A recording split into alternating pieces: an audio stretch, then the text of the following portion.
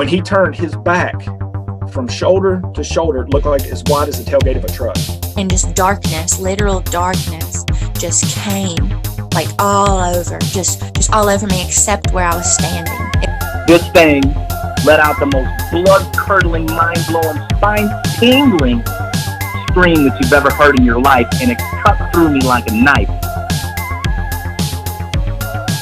And I knew that they were going to take me. I just knew it. And then the next thing I can remember is being levitated. Well, when I look in there, I see two big eyes staring back at me. Hello and welcome. You're listening to the Bump Podcast, a place for the believers of the unexplained, monsters, and paranormal. Join us, and we'll go face to face with what goes bump in the night.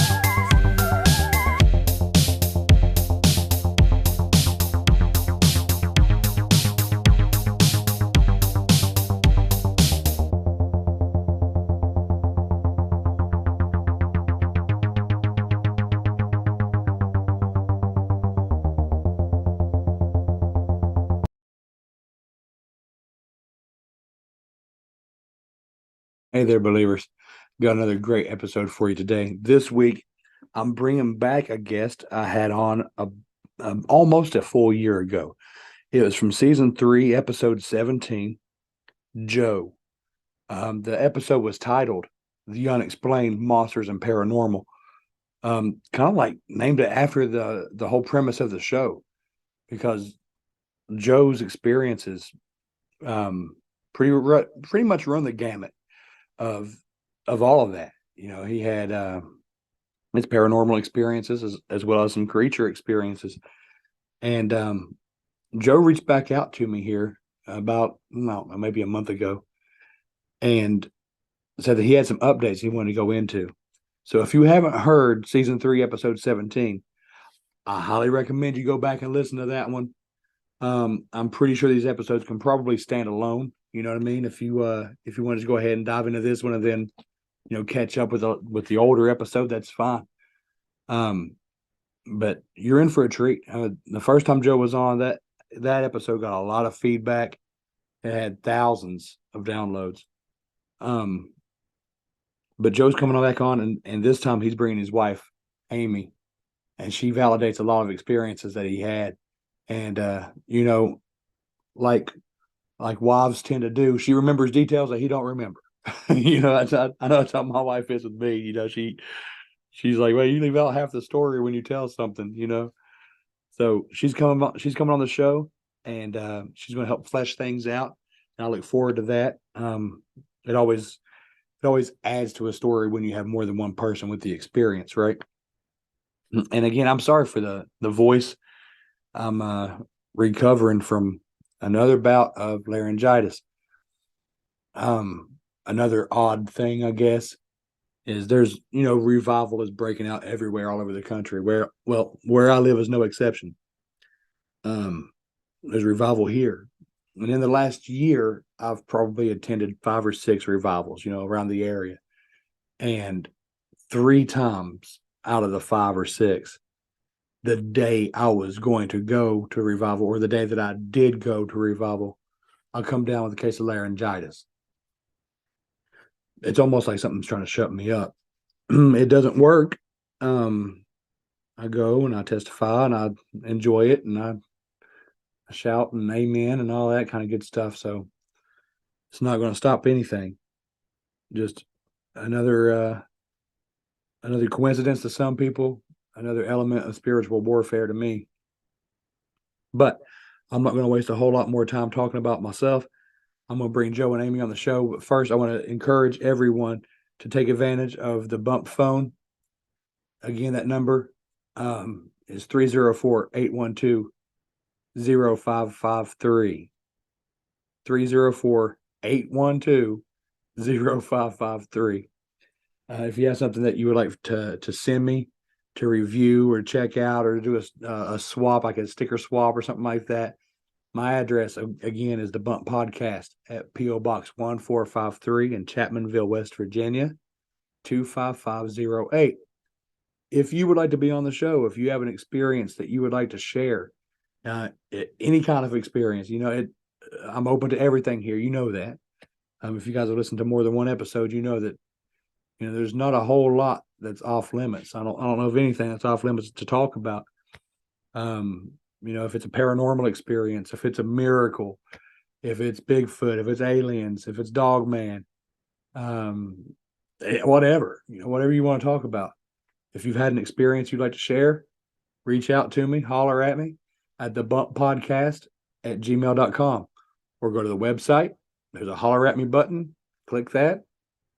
It goes right to my email.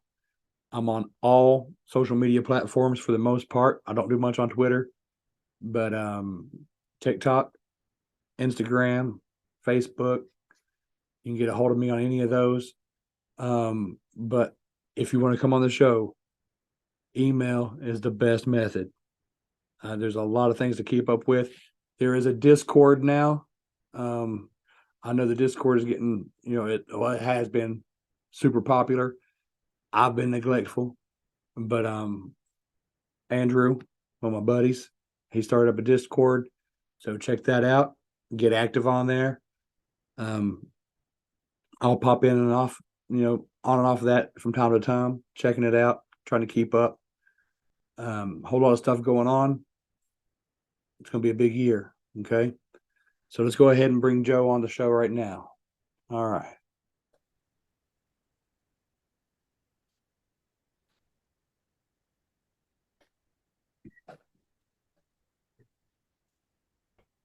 So I am the wife mentioned multiple times in the last episode that Joe was part of.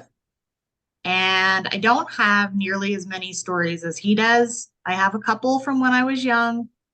My grandpa's pretty devout within the religion that he believes in. And that religion says there's no such thing as aliens or ghosts.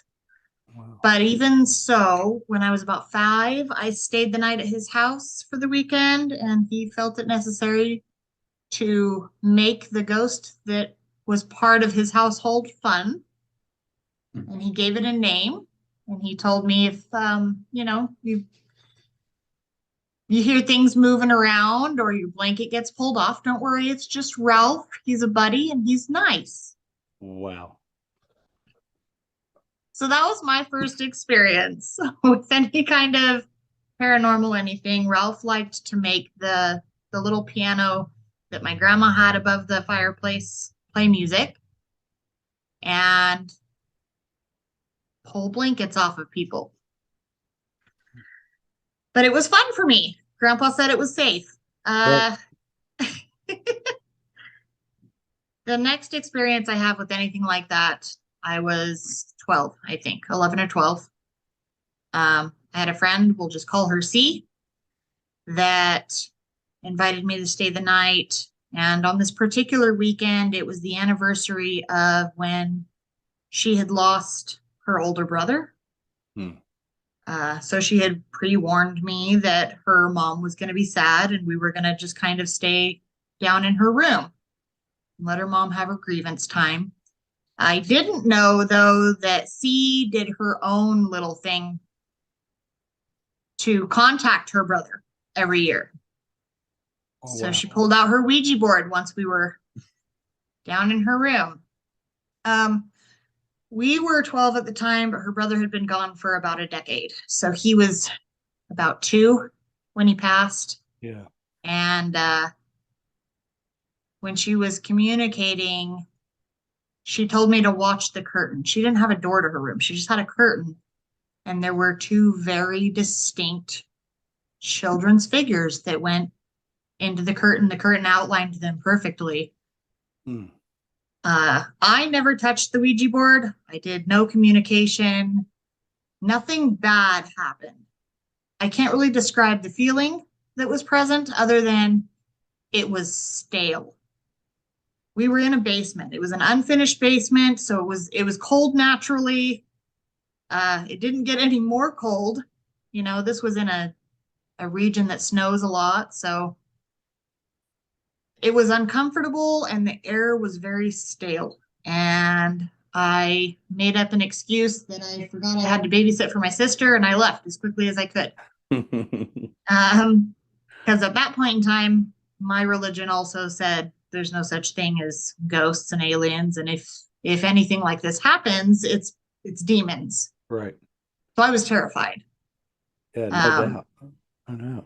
And that was the end of my amazing stories from my childhood. I went from being religious to being atheist, I guess, based on the fact that I've read the Bible cover to cover. I wrote essays on the Bible. This was required of me from abusive parenting. So it's enough to turn anybody away from faith. And over time, it just became my principle that blind faith is dangerous. It's a good way to indoctrinate and groom children. So I stayed away from it, and if I can't see it and I can't prove it, then it doesn't exist. For a long time.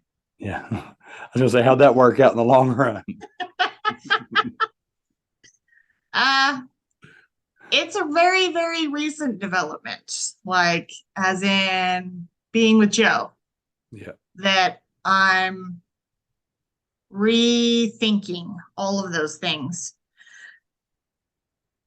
There was a couple of incidences prior to Joe and I being together. This is where M will come into play. Yes. She was an acquaintance of a family member. I had rough pregnancies, so I couldn't leave the house. I was bedridden, and I was going nuts being in the house by myself. So I had a girls' night in. A whole bunch of ladies came over, and I used to want to do the he woman, no drugs, all natural birth. Right. We did a tarot reading during girls' night in with M, and I asked if I would be strong enough to do something like that. And the cards didn't mean anything to me. It didn't make any sense. And M offered to interpret and told me, you're not going to have a choice.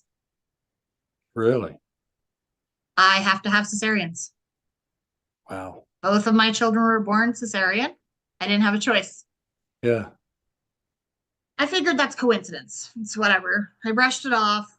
Okay. I mean, it's like 1 out of every 5 women that has to have cesareans now, right? True. And if you really dig into the research, more and more that's happening, and doctors get to have babies being born Monday through Friday, 8 to 5.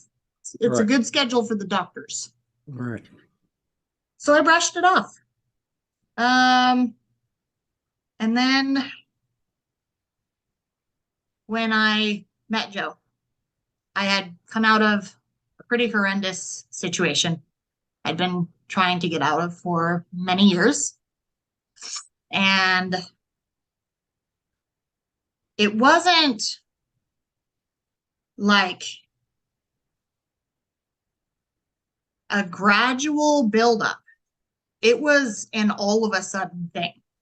We were living in Idaho Falls, and there was nothing that had happened at this residence that I'm aware of. This wasn't one of the apartments I got because someone died. Yeah. Okay. This was just a normal, regular apartment. Nothing spooky or crazy had happened in it. But there was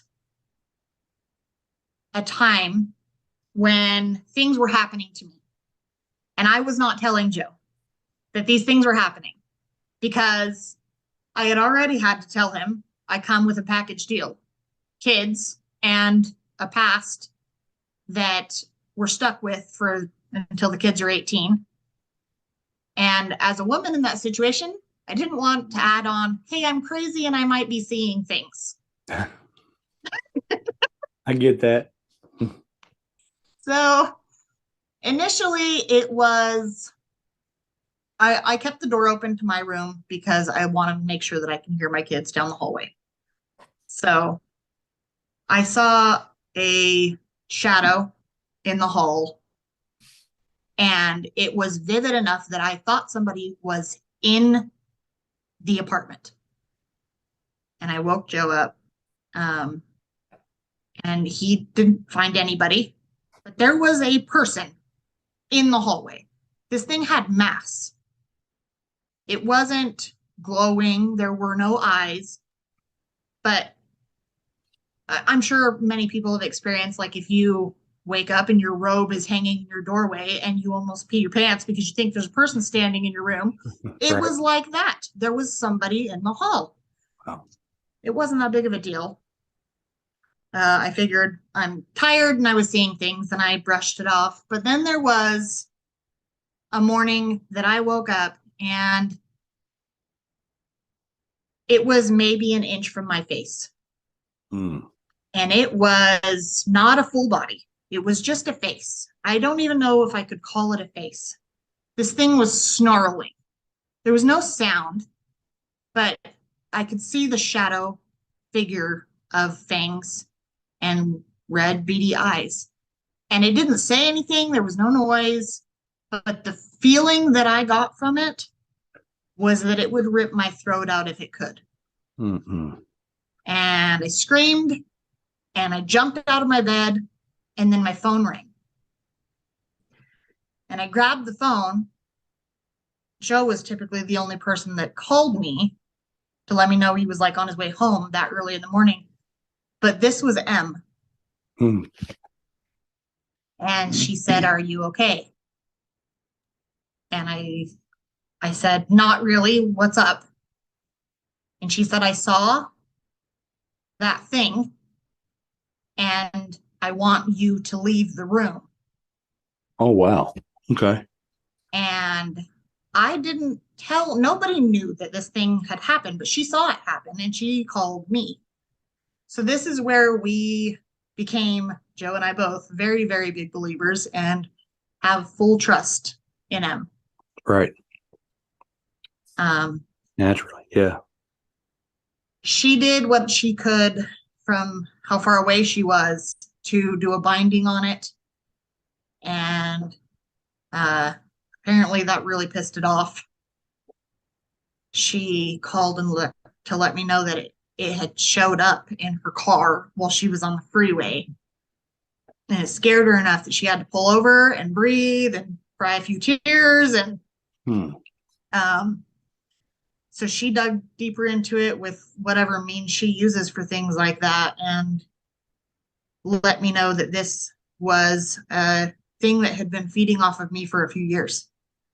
It's why I couldn't sleep. It's why I had so many mental illnesses happening. Yep.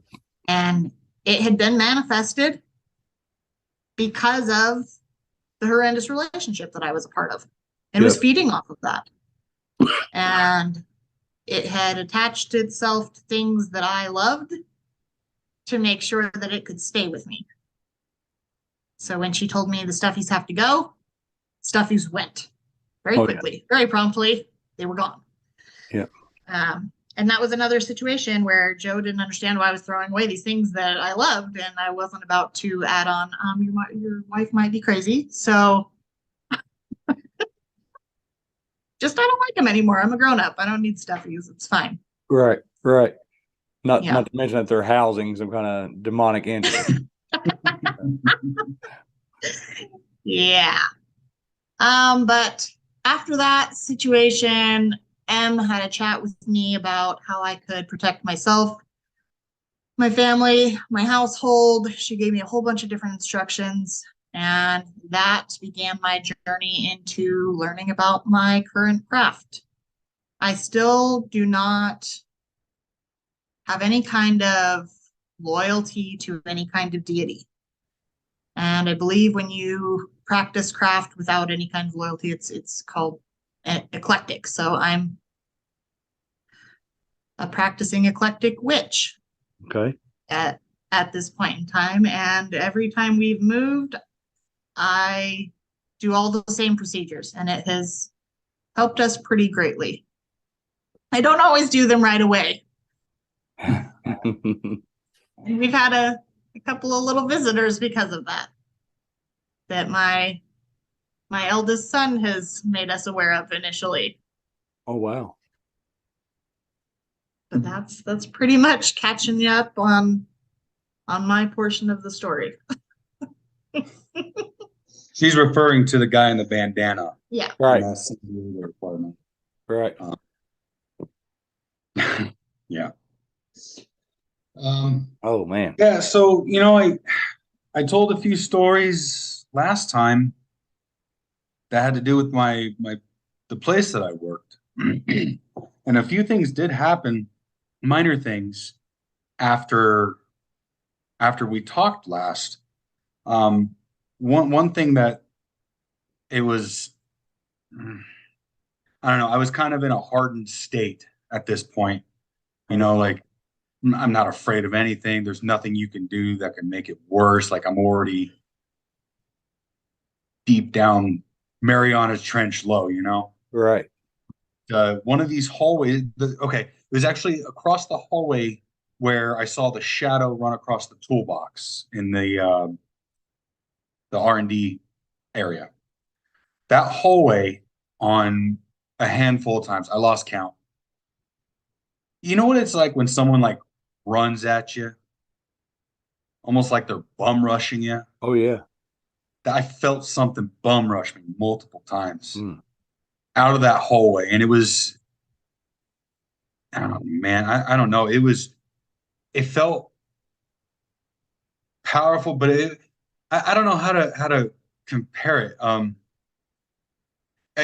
Okay, those they're a toy, and you pull the handle on the back backwards, and you let go of it, and it shoots a burst of air. Yep. That's what it was like. But I didn't hear any footsteps, but I felt this force. I don't know. That's the best way I can describe it. Is just I felt this energy. Yep. Bum rush me. And there was a couple times.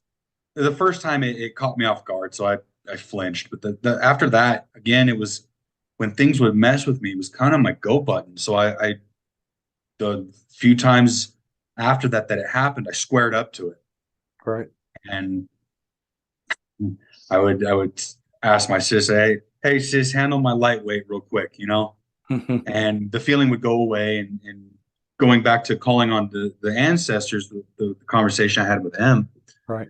And after that, I just ignored it because it wasn't that big of a deal at that point.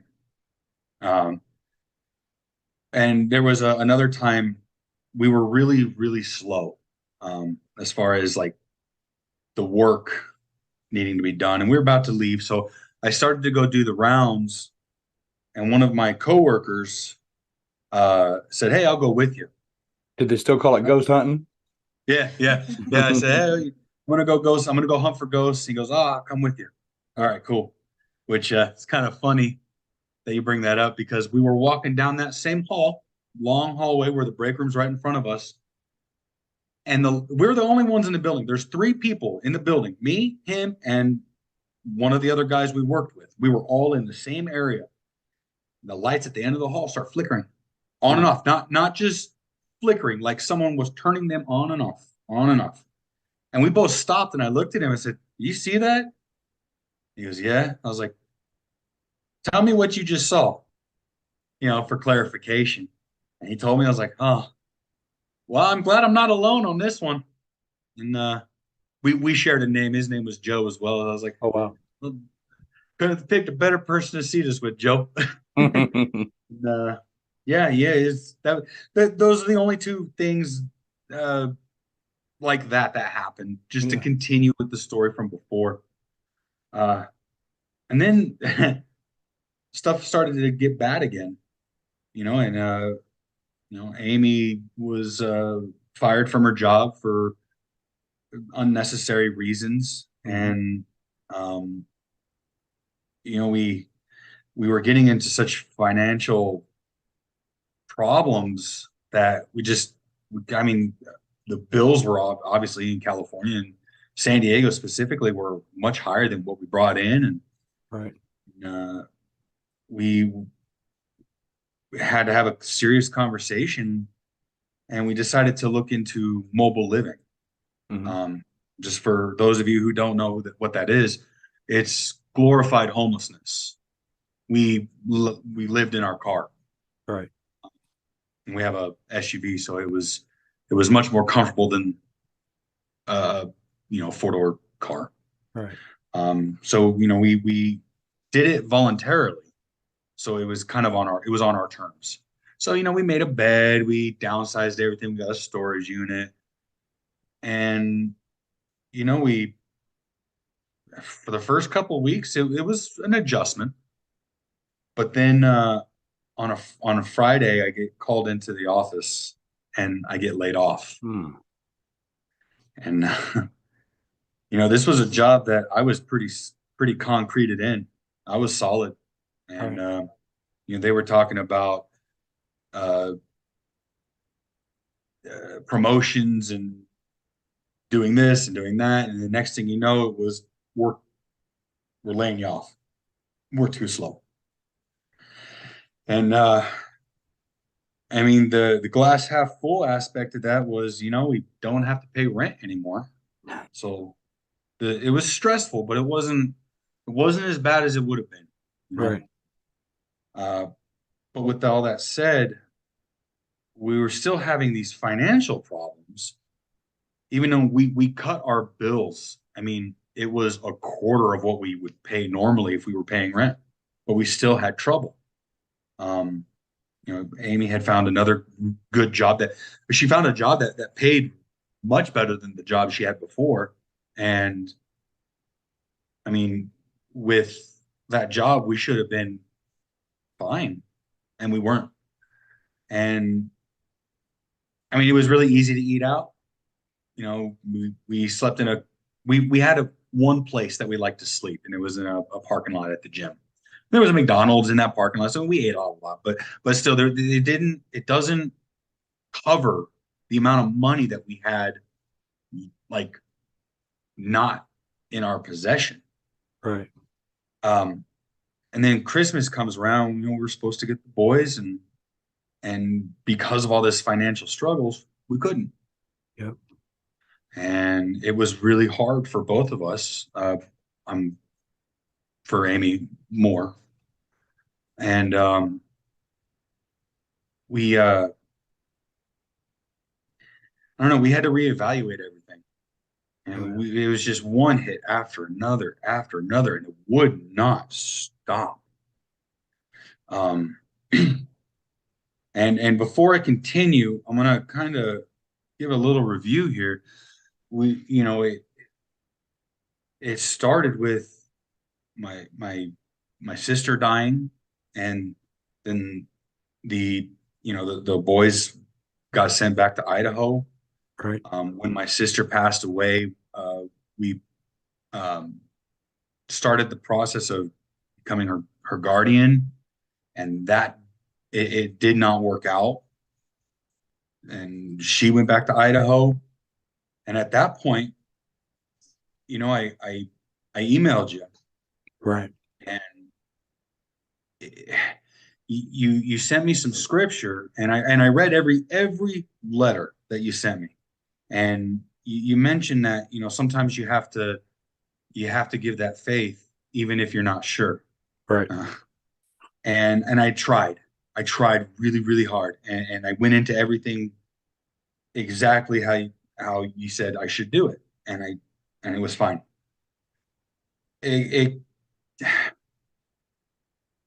There was some time that went by, and I went full radio silent on you, and it was just because there was just a bunch, just everything that's when all of the mobile living and the no Christmas visit and the financial troubles all started to kind of happen. So I was focused on what was in front of me. Oh yeah, for sure. And then a few months later, I emailed you again, and I for the listeners, I apologized for the radio silent, or the radio darkness, and I asked you if you knew another I don't remember exactly what I asked for. I was looking for something along the lines of like another medium, or someone you have talked to who maybe can help me with some things that I wasn't sure about. At the time I was really focused on, I wanted to talk to my sister Right. and make sure she's okay. And that actually reminds me that before we moved into the car, Amy and I were talking, and she said, you didn't get a chance to grieve properly. And at that point, she was encouraging me, just let it out. And it was one of those,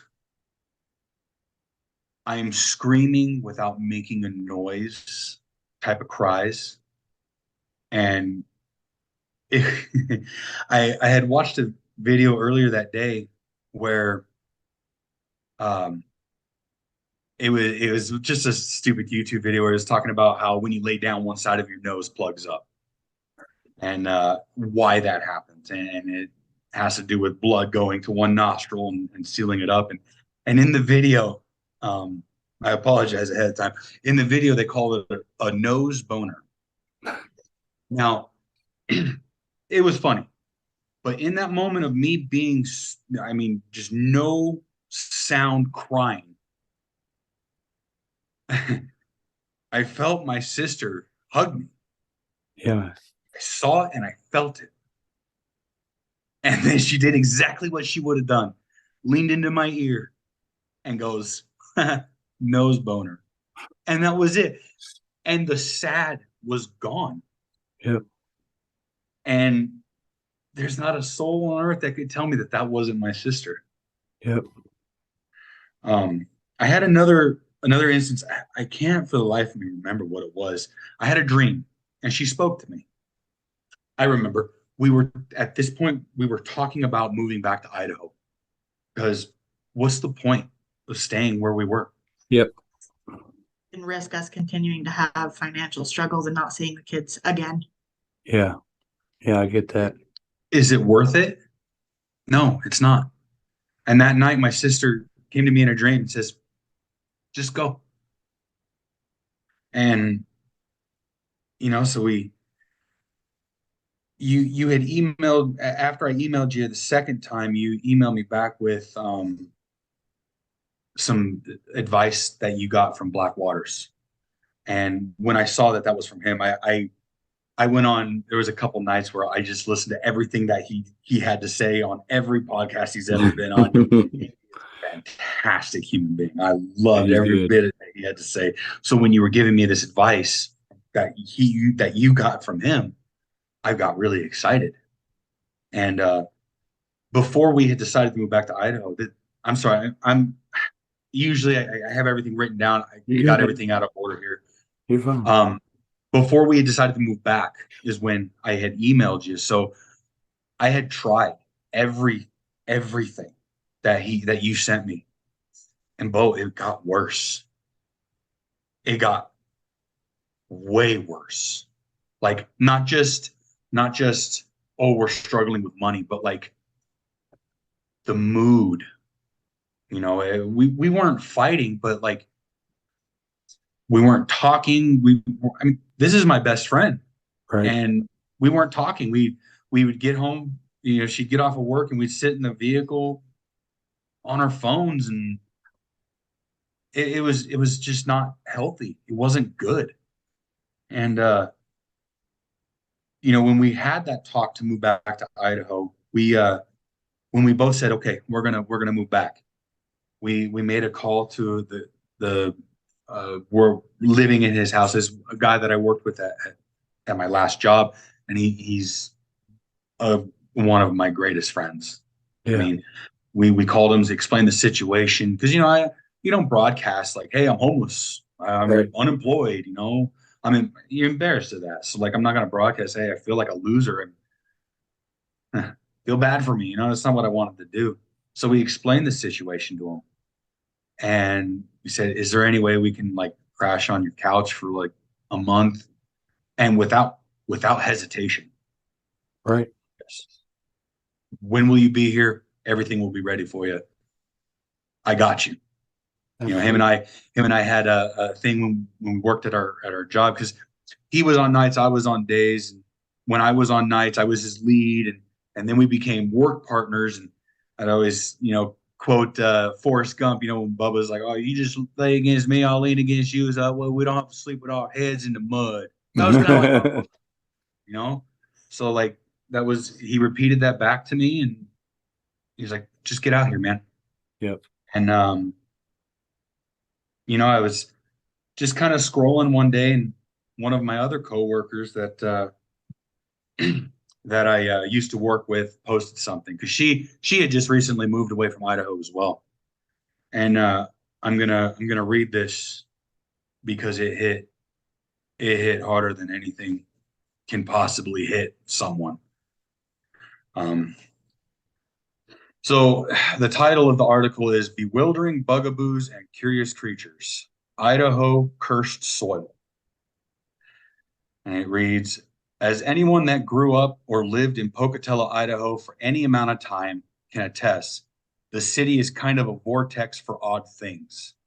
The strangest of which is without a doubt the pull the city has on its residents. While most people in Pocatello want to leave, most fail. People leave the city in droves every year, most of them returning mere months later in defeat. It's not that the outside world is too much for these residents or that they realize some horrible mistake and return happily.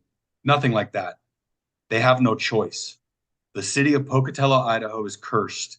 The very ground itself prevents the people that live there from escaping. Those blessed few that do leave and stay away attribute their success to many things. But in some cases, they were clearly never truly residents to begin with, and the city rejected them. Others, in a desperate attempt to escape the vortex, bring the very soil that had trapped them along, allowing them to leave the little valley and escape into the world beyond.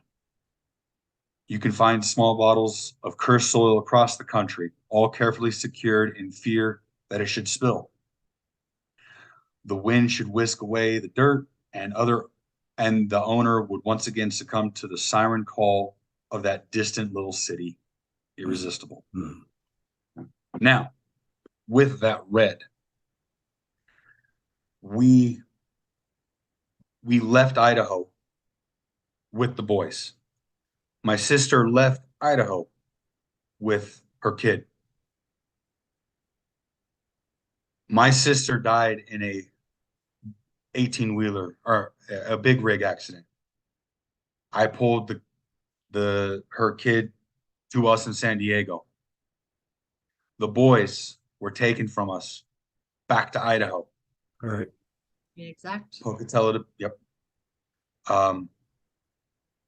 There was with my sister's kid, everything was pretty nice at first, but the honeymoon phase, and then self-sabotage happened, and she got sent back to her grandmother's house in Pocatello.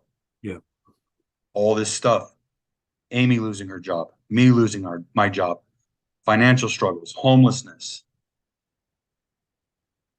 We moved back to Pocatello, Idaho.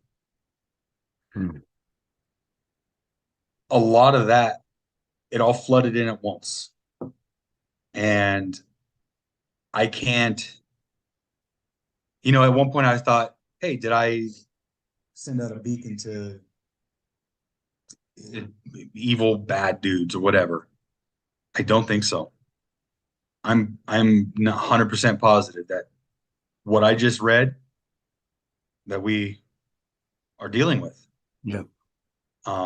I contacted the coworker that posted that, and she goes, "Yeah, I have a jar of soil."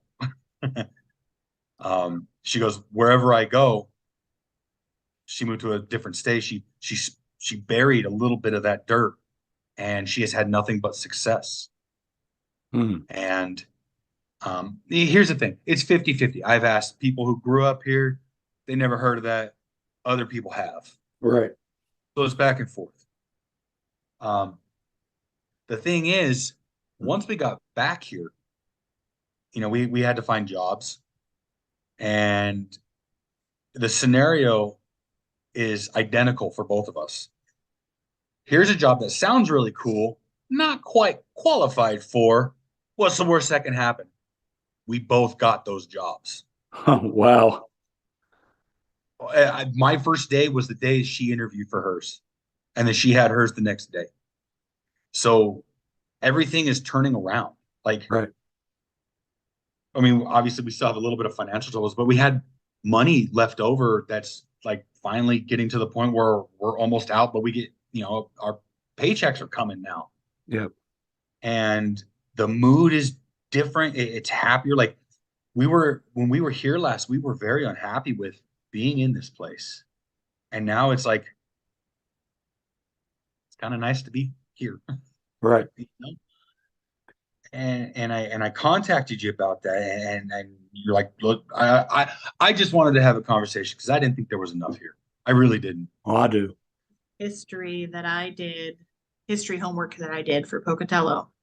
This city exists because Lake Bonneville crashed through some mountains Mm. and flooded the valley enough to dig a deep hole that a city could be built in. And it took out whatever Native Americans were here at the time. The city was built on a natural but devastating event. Oh boy. That little sorry. That little nugget just give me some validation on something. Okay. Okay. I'm not in the business of like solving mysteries, you know what I mean? I listen to mysteries and I'm like, oh wow, that's crazy. And we go to the next episode. But there are so many parallels. Hold on, let me clear my throat. There are so many parallels between this Pocatello, Idaho, and my hometown of Logan, West Virginia. It's insane. It's uncanny. The more you're talking, I'm like, they were born and raised in Logan, about people leaving only to have disaster strike in some form or fashion and to come back home. That's a Logan County story. That's like the Logan County story. They say, instead of calling it a curse, they say the hills call you. The hills are going to call you home. Everybody comes back home at some point. There's a few people that broke out and stayed out, but not many. Sure. Most of them go to the Carolinas and look for factory work or, whatever that the grass is greener on the other side story, and they come right back. Logan also, it's named after Chief Logan. It's steeped in Native American lore and history to where downtown Logan is on sacred ground. Like they literally built a hotel on top of a princess, on top of it, like Princess Aracoma. That's like on their burial property, they built a hotel in a state building. Like they didn't care. And it's just been like cursed land. Just west of us, like eastern Kentucky, southern West Virginia, Native Americans used to call that the dark and bloody ground because people didn't really settle there. They would use it for ritual, they would use it for hunting or whatever, but they didn't really settle there. And the natural disasters happening, water too, that there's a big connection with that. The circles I run in, we attribute to these curses, these phenomena, these coincidences, whatever you want to call it, to spiritual means. I know you guys don't practice the Christian faith. I don't practice the religion. You know what I mean? I'm a follower of Christ. I look at what the Bible literally says. I don't worry about putting things in boxes.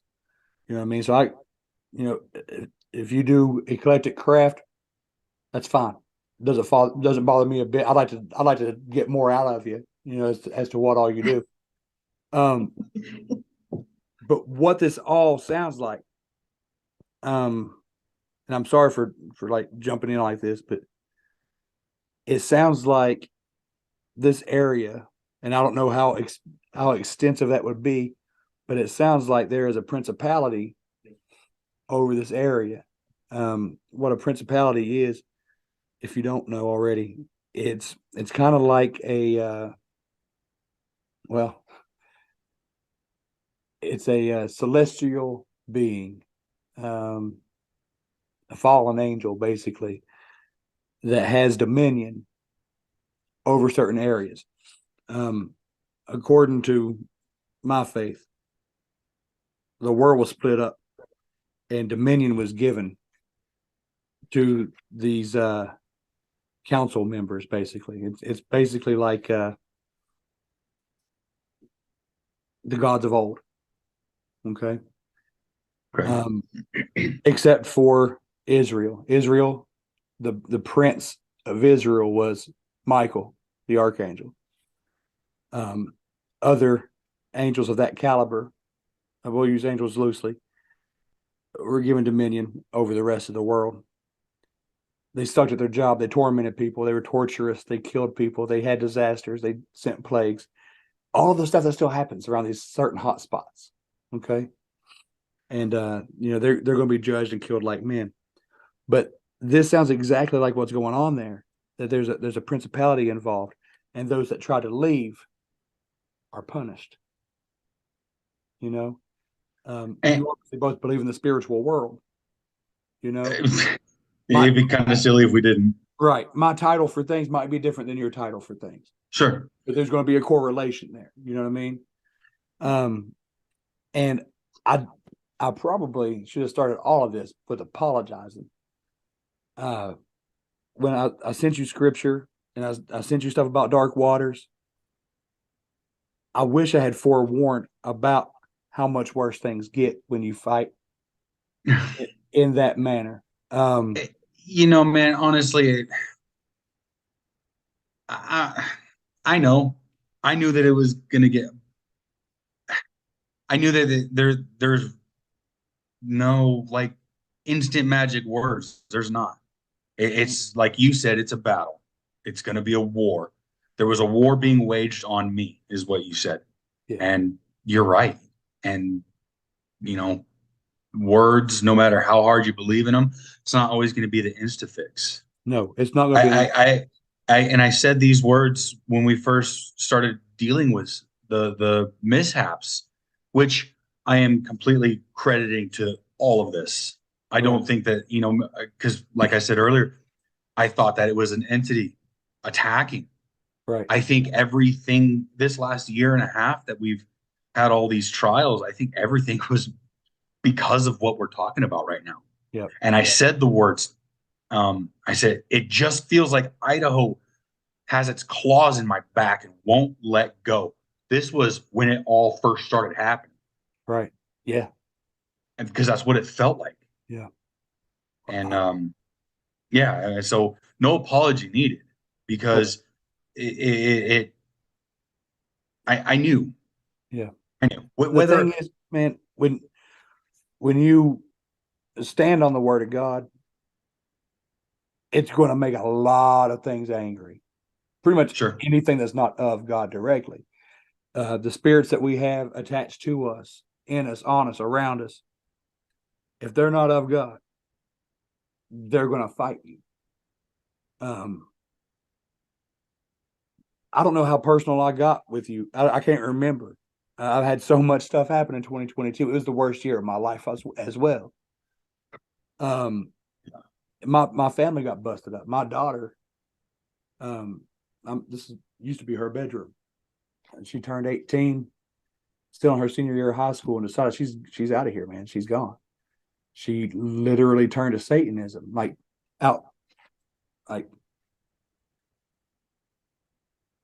the devil gets you.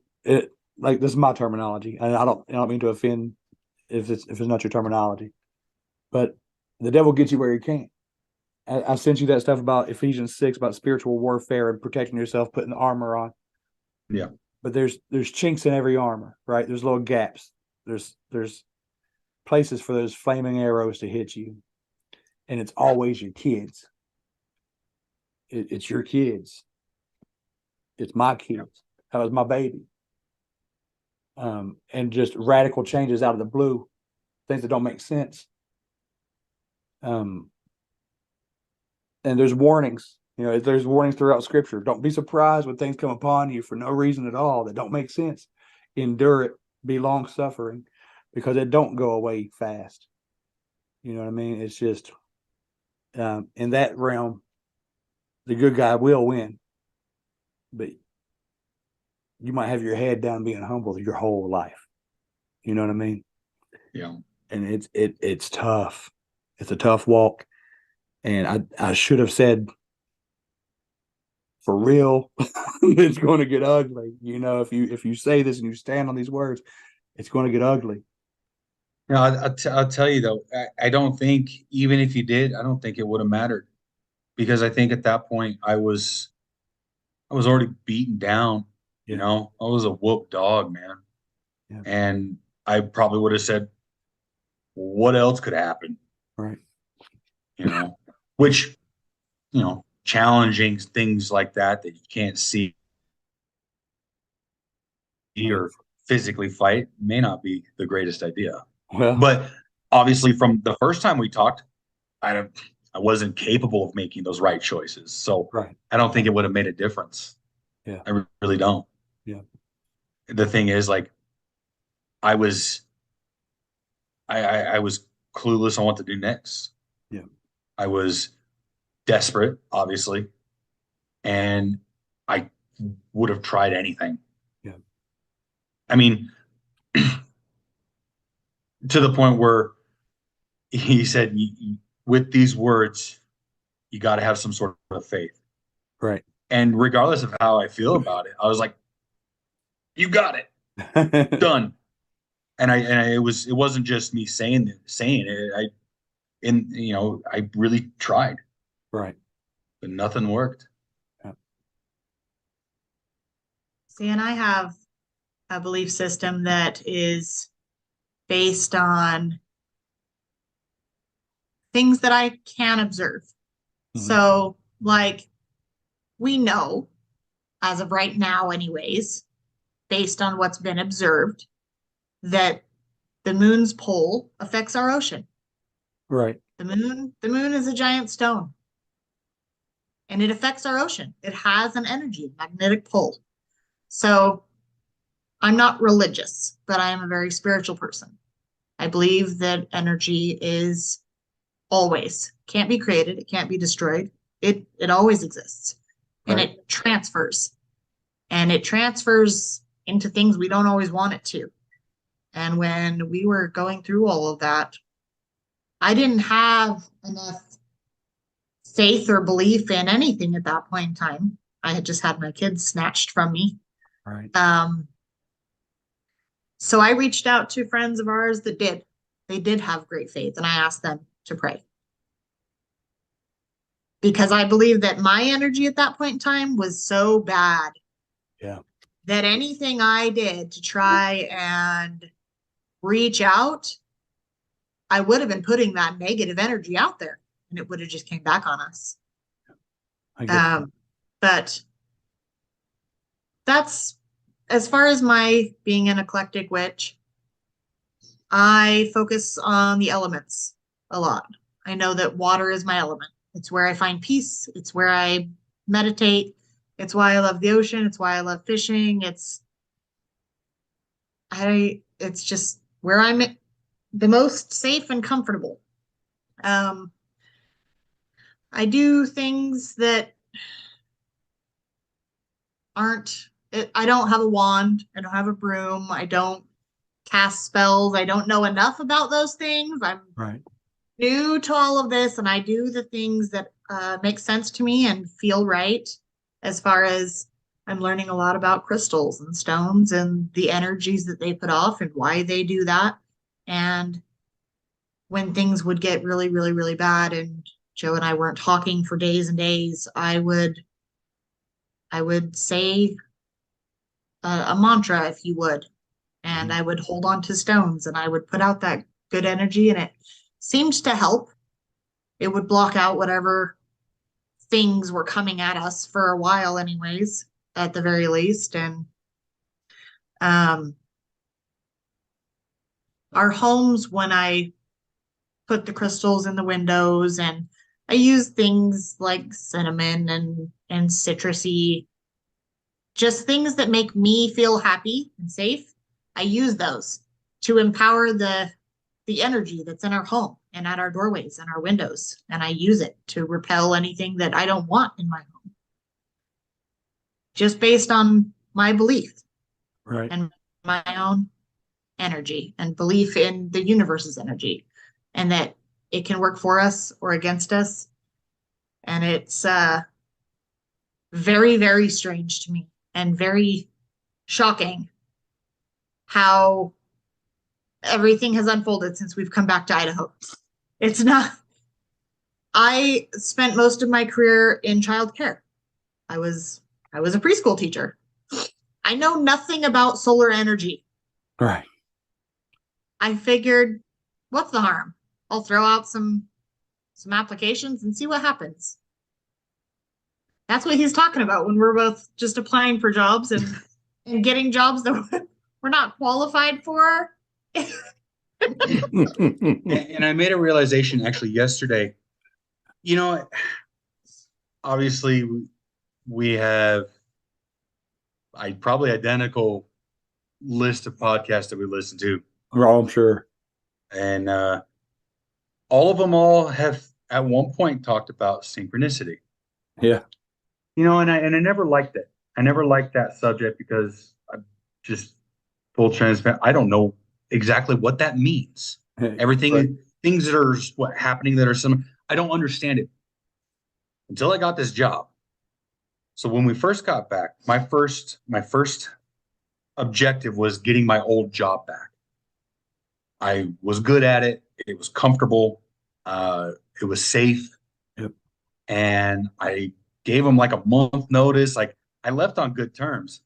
I was just a little bit grumpy from time to time, just a little bit.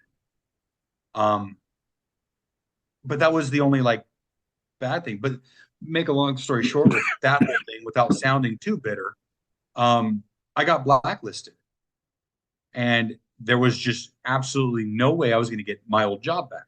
Right. Before we left, a friend, one of my horsemen, was trying to get me to. He's like, "Hey, if it's a financial thing, I can get you a job with my company, and we'll get you exactly more than what you're worth, and we'll take care of you." And I was like, "No, we're headed out." So this job now, just basics here. I've been a machinist for 10 years. Right. Well, a gunsmith for 10 years, but I've been a machinist that whole time.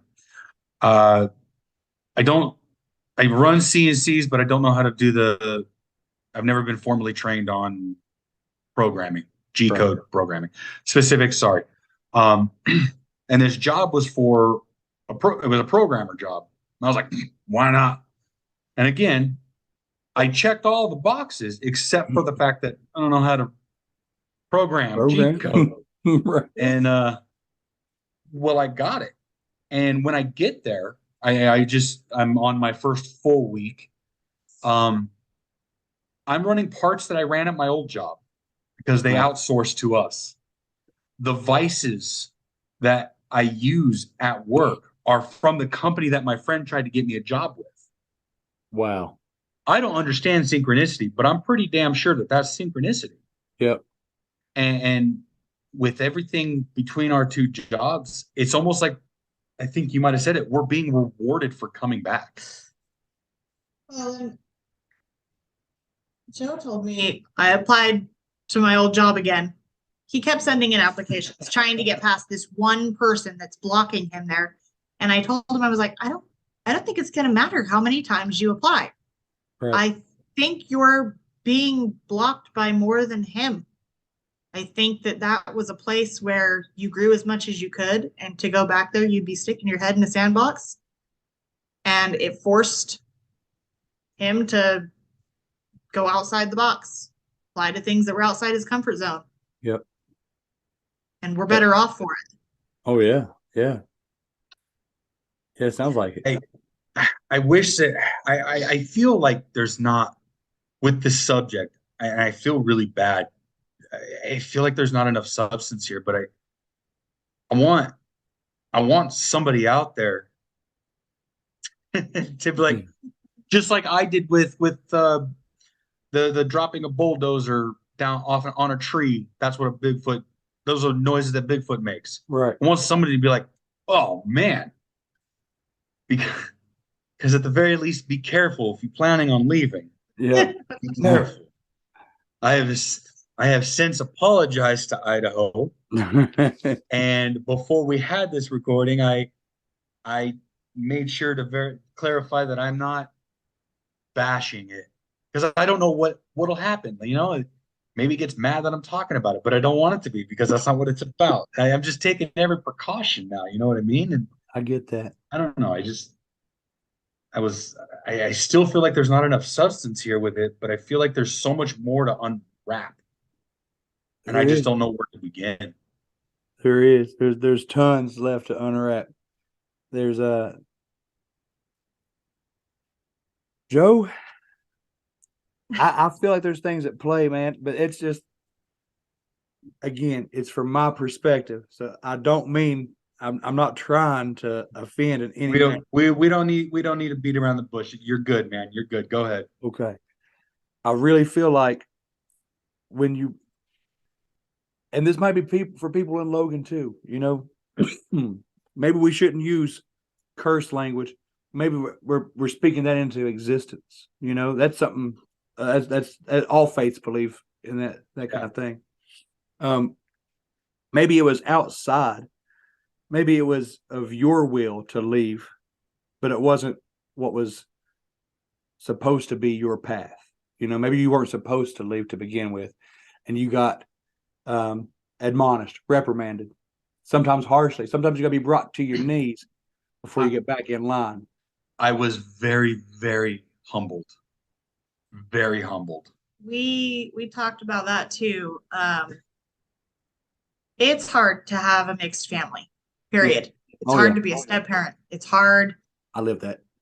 Yeah, it's difficult. And as the person that is going between my kids and Joe and the kid's father, there was a lot of contention sometimes about how I'm handling situations. And there was, on my part, just this want to get us all away and get us all free.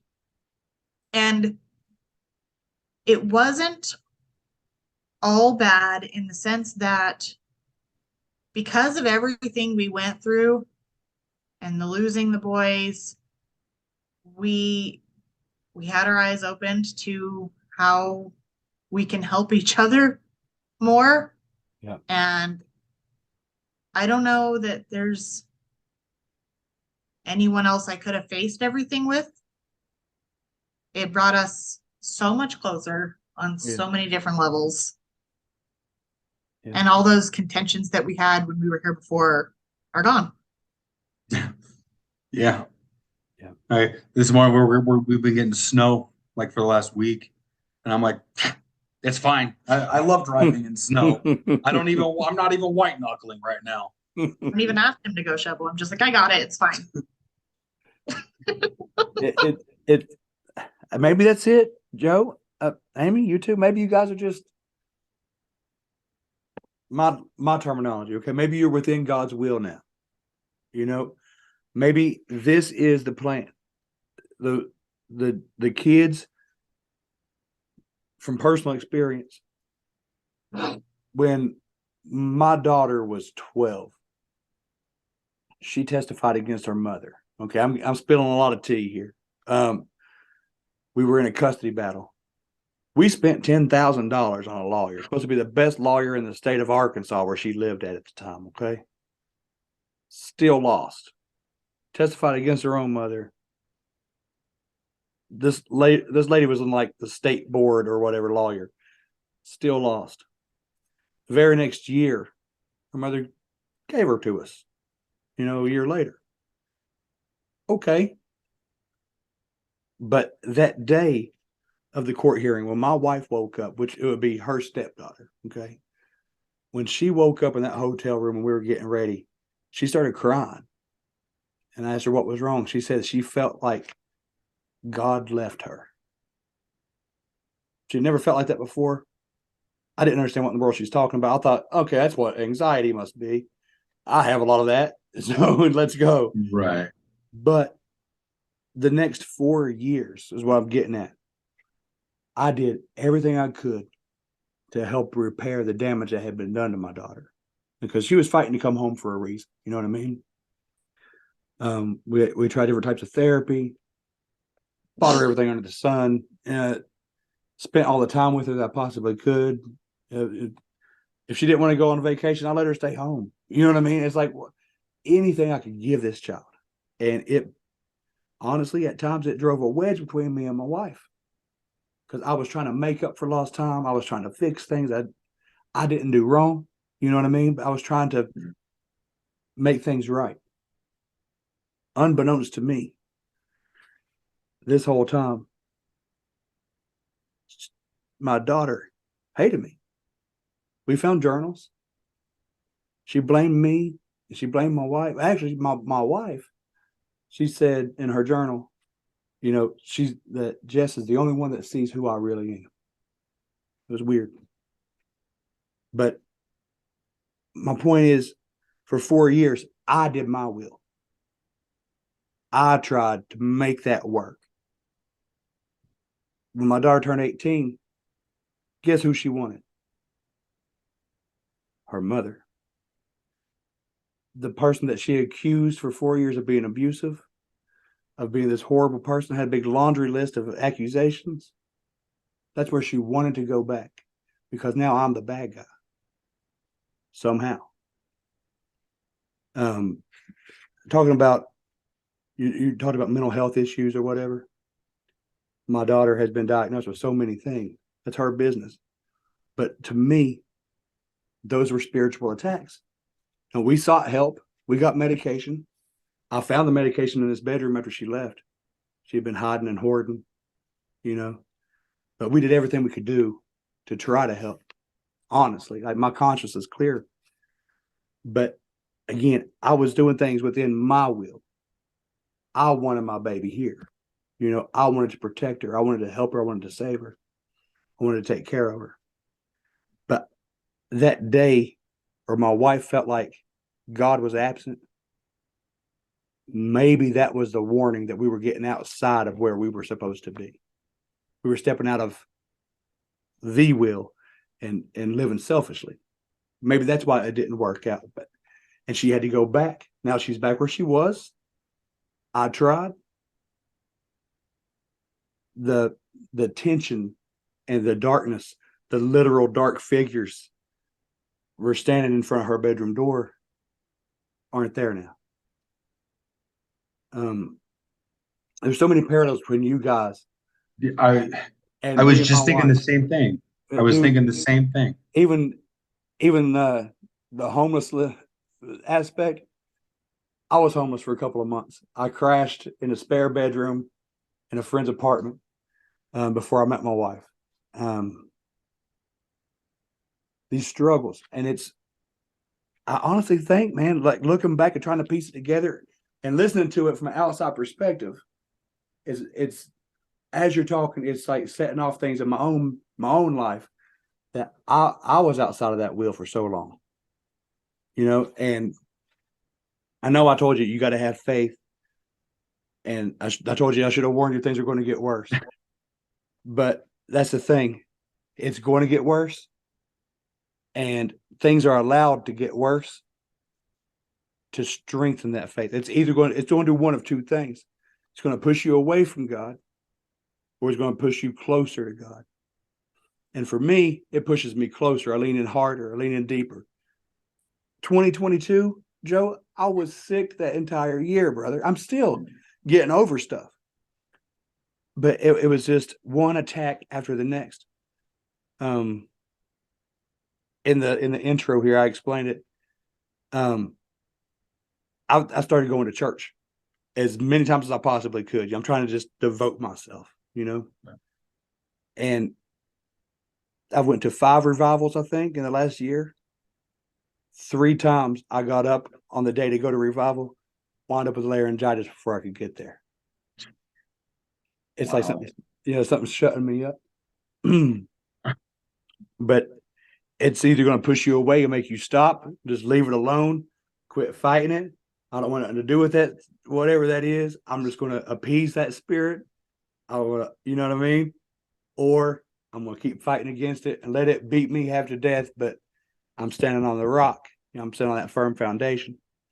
And that's the only 2 options you have in life as far as, my perspective goes. You're either going to get beat up by it and stand there, or you're going to stop fighting it and just try your best to skirt around it and get through life without it having to suck so bad sometimes, And that's how it started. It was very much, when we decided, probably within the first 10 minutes of us talking, well, not even that long, probably 2 or 3 minutes after we decided, okay, we're going back to Idaho. It went from like, man, I don't want to, I'm completely comfortable with this. I'm not sad about what we were sad about 5 minutes ago. Right. And it was like someone flipped on a light. It was really eerie. And we even comment like, do you feel like good about this? Yeah, I do. I feel great. Let's Idaho, man, Idaho. It was unreal. This whole thing is just. I'm glad it's starting to wind down. Yeah. Knocking on wood. It's close enough. And it's. I don't know. I want to know what, because you said principality. Is that what you said it was? Yeah, man. I wonder if there's like, sorry, this is kind of silly. I wonder if there's a map of who has what territory. Well, that's what I'm trying to figure out. I would like to kind of dig into that because I mean, this region is, what's in our realm of things that's in Utah, right? Skinwalker, Yeah. There's that whole thing down there, and that goes all the way past where we are in Idaho. I mean, this whole region is like that. So, like, what else? What else is? I mean, this is a strange place. Yep. Oh, this is a really, really weird place. Yeah. And yeah, it's like Appalachia. Weird place. It's weird because it's this small town, right? Red. But everybody that I work with is very PC and has like dreads, and they're all like feminists, and I'm very confused. And there's like churches on every corner, but also there's crystal shops where you can get all your witchcraft needs on every block downtown. And I'm just I don't understand what's happening. It's it's a melting pot, Has an identity crisis. But on the names of principalities of like specific ones, so you can spit in their face or whatever. No. Nope. Not gonna do that. Not again. I get provocative and I get beat up. I'm like, God, please help me. Dark Waters. He may know more regionally because he told me the name of the one that's down in New Orleans. Like there's a principality over there. All the darkness that's down there. With all the man. New Orleans is a dark place. I don't know if you've ever been there before or not. But I have not, but I went one time, and I was separating from the Air Force, but I still felt like I was a pretty bad dude at the time. I was in good shape. Yeah. Leery, like on edge. Like I thought I was going to get beat up at any given moment, like the whole night. You can just feel it. It's just, man, it's scary down there. It's a Yeah. scary place. But I think he called it like, I'm gonna butcher it, but he said its name was something like Papa Legbo or something like that. Yeah, no, I'm not going to try to pronounce it either, but I know what you're talking about. Yeah, it's like that's the name of what he says is the principality in that area, and it's being given tribute with gambling and any kind of perversion that New Orleans has to offer down there. But yeah, man, he gave me a lot of advice, like with this show, making it an altar to God, to help just surrender everything I own, and it takes. He said, when you surrender these things to God, you're not just surrendering the stuff that you can't handle. You Right. surrender everything, because that's the thing. It's total submission and humbling yourself. Like you said, you got humbled. Well, Yeah. you don't just give like, all right, I give God this podcast. I give him the show. Let me be a steward of it. Send me who you want me to talk to. That's easy enough to do, right? Sure. But I also have to give, like, put him in the first spot in my marriage. I have to give him my bills, give him my career path, and just put all my trust in that. That way, whatever comes my way. And since that's happened, since I've done that and committed, because I got born again, saved, whatever you want to call it, when I was a young man. I was 20 years old. But then I went away, lived the life of the world, I was a veteran. What comes with that is divorces, partying, drinking. You know what Sure. I mean? It's just, I lived that life for 15 years. And then I came back, and I'm trying to devote everything I have. But there is so much challenge, Joe. It's hard, man. It's a hard walk, but it's supposed to be a hard walk, but there's going to be a bigger reward at the end. Right. So I think you guys came back to Idaho. I think you're on your right path. It certainly feels that way. Whoever's in your life for a season or for the long haul, I think you have your soulmate right there beside you. I think you guys are it, and you're gonna grow, and you're gonna weed this stuff out, and you're gonna come in and hone whatever you're supposed to be doing together. I think this is a fantastic conversation. I love the update. I love the clarity that you added to this, Amy. There's a lot going on, and I still want to talk to Em. I want to see how this gift. Who does she attribute it to? How does she get it? Or So, he. I'm gonna chat with her when she's in a little bit better place. Okay. There's a lot going on for her life. But also, I don't know if you're able to like change voices or blur faces. She has a career where her beliefs and her talents, it's not a thing that she wants broadcast. I got you. Yep. So that may be a thing that we'll have to do. Yeah. I can definitely go without the video. I can do a static image or something like that. The voice, I don't know. The show is pretty popular at this point, but it's not that popular. You know what I mean? It's not like there's not going to be 100,000 people listening to this episode or anything. It's going to be so I don't think she had to worry about being recognized by her voice. And I wouldn't have to give location. She can come on anonymous. She can give me whatever name she wants and no video. It'd be hard to pick her out, But on the upside, now that we're back up here, yes, I'm gonna go back up to, what was the name of that place? Wolf camping place. Yeah. She figured out the name of that camping place where I heard the Bigfoot. Silver Wolf Creek, Silver Wolf Creek. something Silver Wolf like Creek, that. wasn't there like a Snake Creek or something like that? It goes along the Snake River. Yeah. I'm But- trying to remember. Hopefully the next update is Bigfoot footage. Oh man. Yeah. Yeah, come on, bring it. I'll tell you what though, I've been listening to a lot of Tony lately, and you know what? I think I unlocked a new fear with that dog man. I don't want anything to do with that thing. I know, man.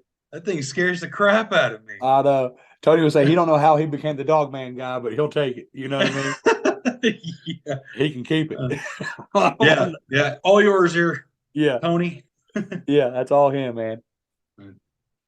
Oh, is there anything Yeah. else you guys wanted to talk about tonight? Or I mean, like I said, I want to know more about this, but I don't know where to even begin.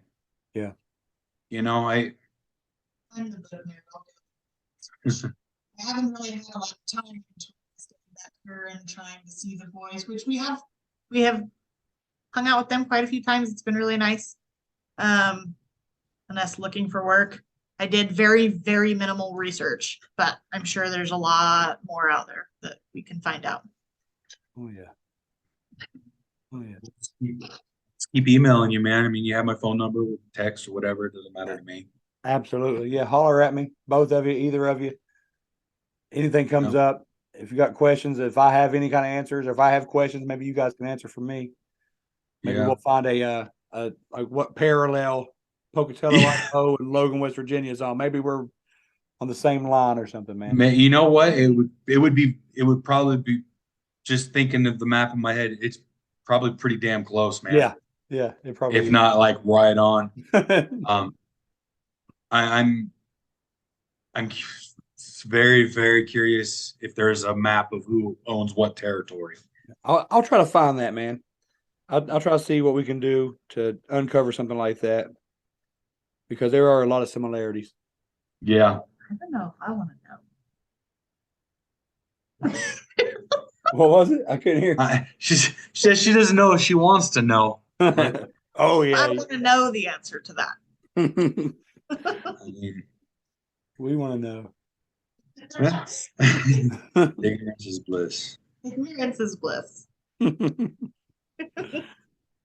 I think that's all from us. I mean, Okay. it's been an absolute roller coaster without any sort of seatbelt, Yeah, man.